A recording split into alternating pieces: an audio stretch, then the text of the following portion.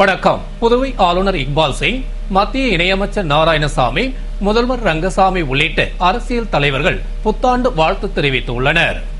புதுவை ஆளுநர் இக்பால் சிங் புத்தாண்டு தினத்தை முன்னிட்டு வெளியிட்டுள்ள வாழ்த்து செய்தியில், புதுவை மக்களுக்கு இதயபூர்வமான புத்தாண்டு வாழ்த்துக்களை தெரிவித்துக் கொள்வதாகவும், புத்தாண்டு தினம் மட்டும் அல்லாமல் எல்லா நாளிலும் மக்கள் அனைவருக்கும் இறைவன் அமைதி, வளம், மகிழ்ச்சி, உடல் நலத்தை கொடுக்கட்டும் என்று வாழ்த்தினார்.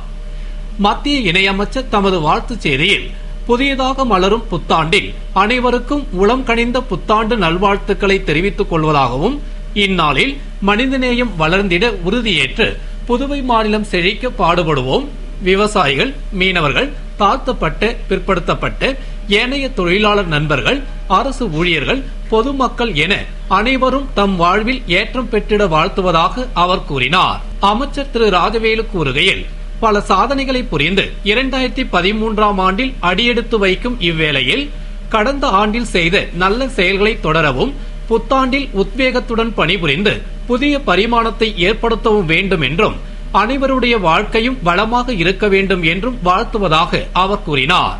அமைச்சர் திரு பன்னீர்செல்வம் தமது வாழ்த்துச் செய்தியில், அனைத்து துறைகளிலும் சிறந்து விளங்கி உன்னத உயரிய லட்சியத்தை அடைய ஆக்கப்பூர்வமான நடவடிக்கைகளை முதல்வர் தலைமையில் மேற்கொண்டு ஒன்றுபட்டு நின்று உறுதி கொண்ட உள்ளத்துடன் பொற்கால புதுச்சேரியை மீண்டும் படைப்போம் என்றும், அனைவருக்கும் இனிய புத்தாண்டு நல்வாழ்த்துக்கள் தெரிவித்துக் கொள்வதாக அவர் கூறினார். எதிர்க்கட்சி தலைவர் திரு வைத்திலிங்கம் தமது வாழ்த்துச் செய்தியில், புதுவை மக்களுக்கு இதயம் கனிந்த நல்வாழ்த்துக்களை தெரிவித்துக் கொள்வதில் மகிழ்ச்சி அடைவதாகவும், சென்ற ஆண்டில் நடந்தேறிய கசப்பான சம்பவங்களை மறந்து ஒற்றுமையுடன் அனைவரும் புத்தாண்டை வரவேற்று சாதிக்க வேண்டியதை பட்டியலிட்டு சாதனை படைத்து வாழ்வோம் என்று அவர் கூறினார். திராவிட முன்னேற்றக் கழக மாநில அமைப்பாளர் எம்.ஏ. சுப்பிரமணியன் தமது வாழ்த்துச் செய்தியில், கடந்த ஆண்டு இயற்கை சீற்றத்தின் காரணமாக பல்வேறு இழப்புகளையும் சவால்களையும் எதிர்கொண்டு வந்திருக்கின்றோம்.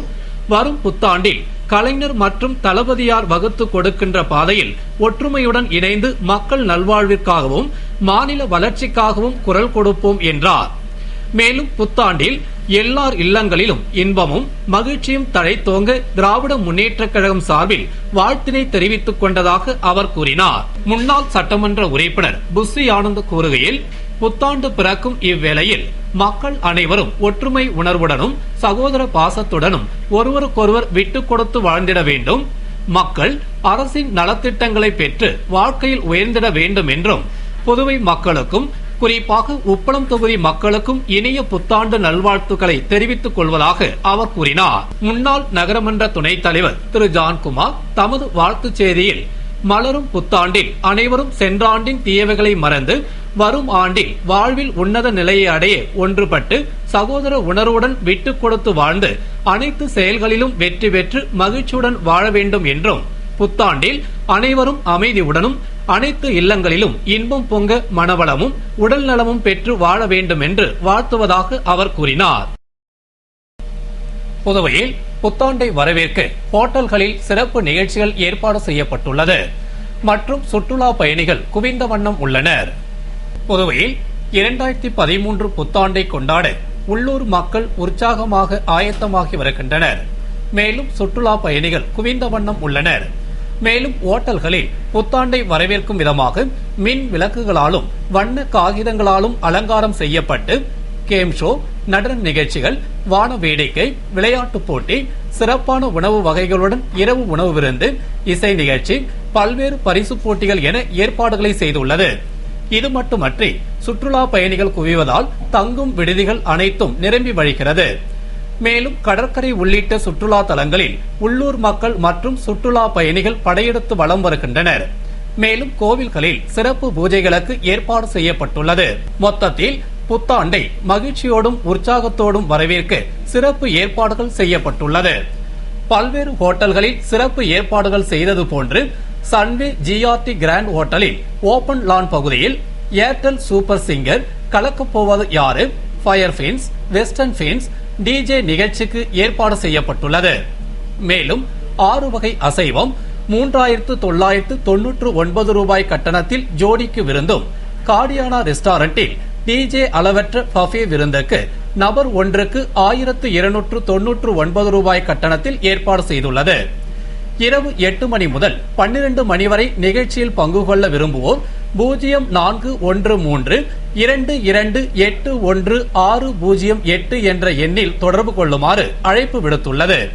அதுபோன்று ஆனந்தம் ரெசிடென்சியில் புத்தாண்டை வரவேற்கும் விதமாக ஏற்பாடு செய்யப்பட்டுள்ள சிறப்பு நிகழ்ச்சியில் பங்கேற்க விரும்புவோர் 9960614484 மற்றும் 8807103956 என்ற கைபேசி எண்ணில் தொடர்பு கொண்டு பதிவு செய்து புத்தாண்டு நிகழ்ச்சியில் கலந்து கொள்ளலாம் என அழைப்பு விடுத்துள்ளது. அதுபோன்று கிழக்கு கடற்கரை சாலையில் உள்ள ஓஷன்ஸ் ஸ்ப்ரே ஓட்டலில் ஏற்பாடு செய்யப்பட்டுள்ள புத்தாண்டு சிறப்பு நிகழ்ச்சி மற்றும் இரவு உணவு விருந்தில் பங்கேற்க விரும்புவோர் ஹோட்டல் நிர்வாகத்தில் தங்கள் பெயரை பதிவு செய்து கொள்ளுமாறு ஓஷன்ஸ் ஸ்ப்ரே நிர்வாகம் அழைப்பு விடுத்துள்ளது. தீயணைப்பு துறை தேர்வில் முறைகேடு நடந்துள்ளதால் நீதிமன்றத்தில் வழக்கு தொடர உள்ளதாக எதிர்க்கட்சி தலைவர் திரு வைத்திலிங்கம் பேட்டியளித்துள்ளார். இதுகுறித்து எதிர்க்கட்சி தலைவர் திரு வைத்திலிங்கம் செய்தியாளர்களுக்கு அளித்த பேட்டியில், புதுவை அரசும் தமிழக அரசும் மத்திய அரசை குறை கூறும் வேலையில் ஈடுபட்டுள்ளன. குறிப்பாக தமிழக அரசு மின்வெட்டு, காவிரி பிரச்சனையில் குறை கூறுவதையே கொள்கையாக வைத்துள்ளது.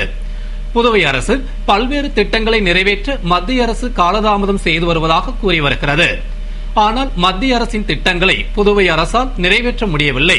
குறிப்பாக தேசிய கிராமப்புற வேலைவாய்ப்பு திட்டத்தில் மாநில அரசின் பங்கை தராததால் நிறைவேற்ற முடியவில்லை என்றார். மேலும் புதுவை அதிமுகவினர் தமிழக அரசுடன் பேசி புதுவை மக்களுக்கு என்ன செய்திருக்கிறார்கள்? எனவே மத்திய அரசை விமர்சிக்கும் தகுதி அதிமுகவினருக்கு இல்லை என்றார். தொடர்ந்து புதுவை மாநிலத்திற்கு மின் கட்டணத்தை அதிகப்படுத்தியதால் புதுவை அதிக விலை கொடுத்து மின்சாரத்தை வாங்க வேண்டியுள்ளது. அதனை பற்றியும் காரைக்காலுக்கு தமிழகத்திடமிருந்து உரிய சதவீத காவிரி நீரை பெற்றுத் தரவும் அதிமுகவால் முடியவில்லை. சட்டமன்றத்தில் எதிர்க்கட்சிகளை பேசவிடாத தமிழக முதல்வர் ஜெயலலிதா தேசிய வளர்ச்சி குழு கூட்டத்தில் பேச உரிய நேரம் அளித்தும் அவமதிப்பு என கூறுவது சரியல்ல என்றார். மேலும் புதுவையில் 27 நிமிடங்கள் மட்டும்தான் சட்டமன்றம் நடைபெற்றது. இதில் இரங்கல் தீர்மானம் மட்டும் போட்டுவிட்டு மக்கள் பிரச்சனைகளை பற்றி எதிர்க்கட்சிகளை பேசவிடவில்லை. மக்கள் பிரச்சனையை பற்றி பேசும் பொழுது சபாநாயகர் நிமிர்ந்து கூட பார்க்காமல் கூட்டத்தை தள்ளி வைப்பதிலேயே குறிப்பாக இருந்தார். எனவே இந்த இரு கட்சிகளுக்கும் மத்திய அரசையும் பிரதமரையும் விமர்சிக்க தகுதியில்லை என்று கூறிய அவர், மேலும் சமீபத்தில் தீயணைப்பு துறை தேர்வில் பல்வேறு முறைகேடுகள் நடந்துள்ளது, தவறுகளை திருத்திக் கொள்ள வேண்டும், இல்லாவிட்டால் நீதிமன்றத்தில் வழக்கு தொடருவோம் என்றும் அவர் கூறினார். புதுவை பாவாணர் நகரில் தீ விபத்தில் பாதிக்கப்பட்டவருக்கு அமைச்சர் திரு பன்னீர்செல்வம் நேரில் சென்று பார்வையிட்டு ஆறுதல் கூறி உரிய நிவாரணம் வழங்க ஆவணம் செய்வதாக கூறினார். புதுவை உழவர்கரை தொகுதிக்கு உட்பட்ட பாவாணர் நகர் 4வது பிரதான சாலையில் தம்பு பாண்டியன் என்பவர் வீடு திடீரென தீப்பற்றி எரிந்தது. இதனை கண்ட அப்பகுதி மக்கள் தீயணைப்பு துறைக்கு தகவல் தெரிவித்ததும் தீயணைப்பு துறையினர் விரைந்து வந்து தீயை அணைத்தனர். இருப்பினும் தீ விபத்தில் வீட்டின் மேற்கூரை முற்றிலும் எரிந்து வீட்டில் இருந்த பொருட்களும் தீயில் கருகி சேதமடைந்தது. இத்தகவலை அறிந்து தொகுதியின் சட்டமன்ற உறுப்பினரும் அமைச்சருமான திரு பன்னீர்செல்வம் சம்பவ இடத்திற்கு விரைந்து சென்று பார்வையிட்டு பாதிக்கப்பட்டவருக்கு ஆறுதல் கூறினார். மேலும் உரிய நிவாரணத்தை உடனடியாக வழங்குமாறு அதிகாரிகளுக்கு உத்தரவிட்டார். அப்பொழுது தாசில்தார் தில்லைவேல் மற்றும் அதிகாரிகள், ஊர் முக்கிய பிரமுகர்கள் பலரும் உடனிருந்தனர். புதுவை வன்னியர் குடும்ப ஒருங்கிணைப்பு இயக்கம் சார்பில் முதலியார்பேட்டை தொகுதியில் ஆலோசனை கூட்டம் நடத்தப்பட்டு பல்வேறு தீர்மானங்கள் நிறைவேற்றப்பட்டது.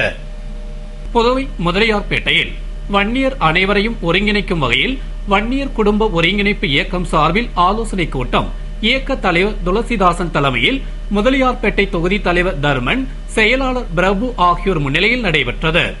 கூட்டத்தில் சிறப்பு அழைப்பாளர்களாக மாநில துணைத் தலைவர்கள் பொன் சண்முகம், வன்னிய முருகன், துணை செயலாளர்கள் சீனிவாச பெருமாள், ராஜேந்திரன் ஆகியோர் கலந்து கொண்டு சிறப்புரையாற்றினர்.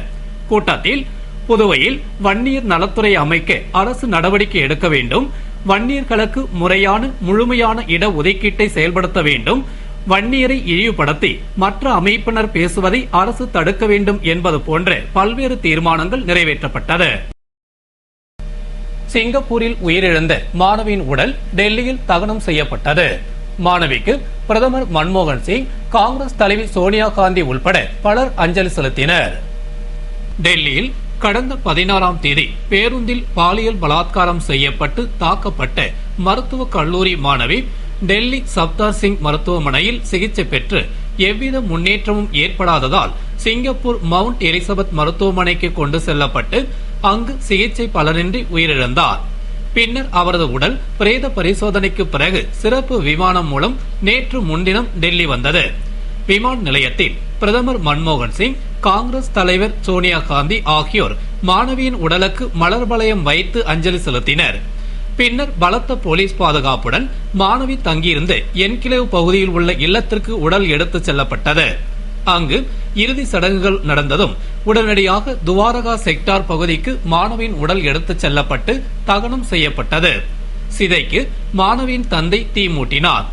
இறுதி சடங்கு நிகழ்ச்சியில் மத்திய உள்துறை இணையமைச்சர் RPN சிங், மேற்கு டெல்லி பாராளுமன்ற உறுப்பினர் மகாபல் மிஸ்ரா, மாநில பாரதிய ஜனதா தலைவர் விஜேந்தர் குப்தா உள்பட முக்கிய பிரமுகர்களும் நெருங்கிய உறவினர்களும் கலந்து கொண்டனர். இறுதி சடங்கு நடந்த பகுதியில் ஏராளமான போலீசாரும் அதிரடி படையினரும் குவிக்கப்பட்டனர். இத்துடன் செய்திகள் நிறைவடைகின்றன. வணக்கம்.